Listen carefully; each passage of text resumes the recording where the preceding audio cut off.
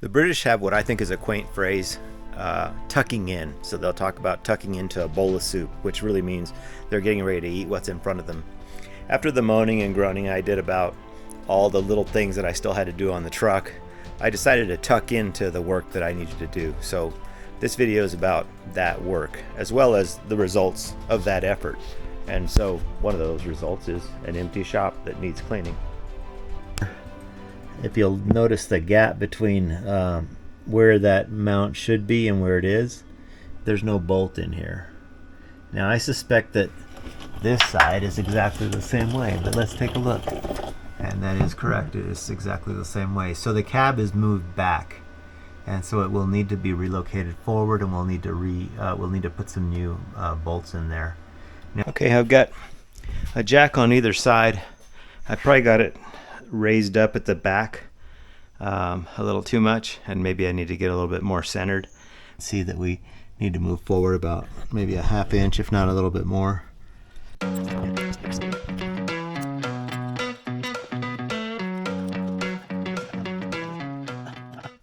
Oh, it's not always easy to do this stuff.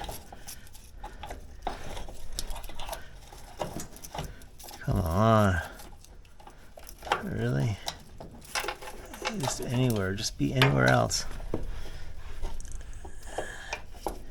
Alright then.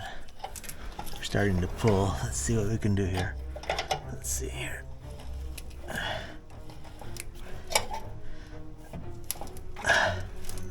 It looks like something's moving. Yeah, you can see it. I don't know if you can see it, but I can see it.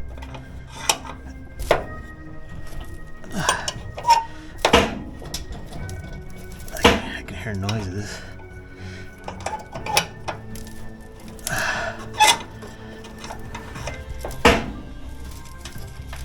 I wonder if I should go over to the other side and see what I can do there before I go any further here. Let's do that. Oh, that's interesting, those popping sounds. That can't be good. There's got to be something going on. Oh, that one's getting right into place. And we'll go back over to the other side. And let's see what we got here. Let's see here.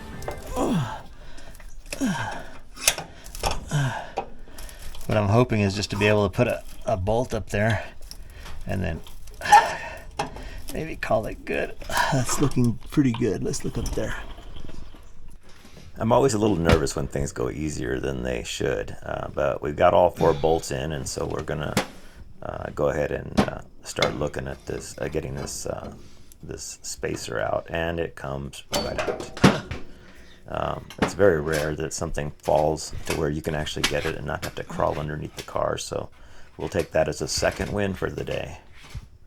Now I'm looking at this piece, and I'm going to look at the other one that I've got, and generally they look like they're functionally the same. So we're going to go with it. It looks like a straightforward job, and we'll call that foreshadowing. 1 hour later. Okay, I've been fighting getting a second bolt into that hole, and for some reason the rubber didn't seem to line up.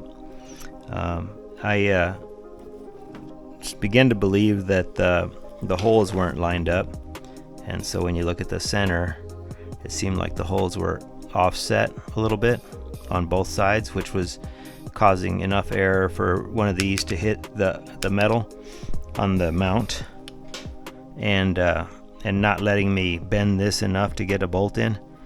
So I had the bright idea to go ahead and just drill them out a little bit, just to get myself a little more clearance.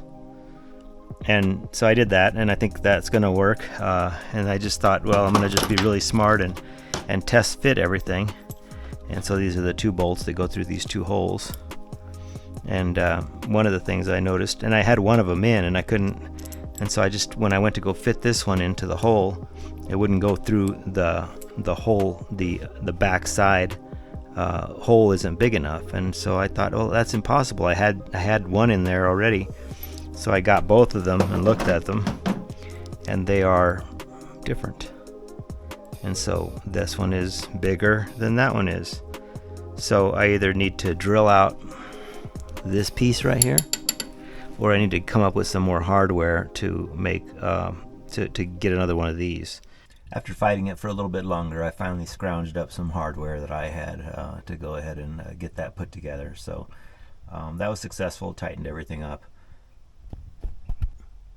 As for the question of how I got enough clearance to get that flexible disc in, I went ahead and loosened these bolts here. One here at the there's a collar right here, and I loosened that one, and then I just gave the steering wheel a pretty good pull back, and I got some additional clearance. I put the boat gas tank in the back and ran plumbing to make it go to the engine.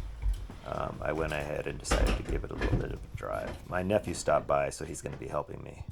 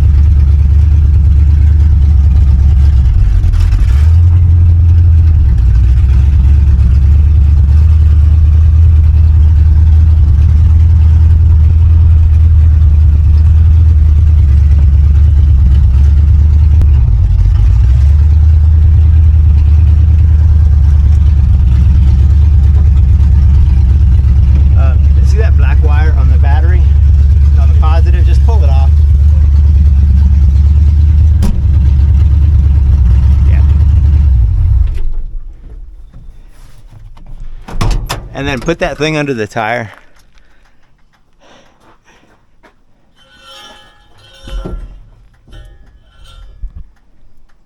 Thank you, sir. Well, that was kind of fun.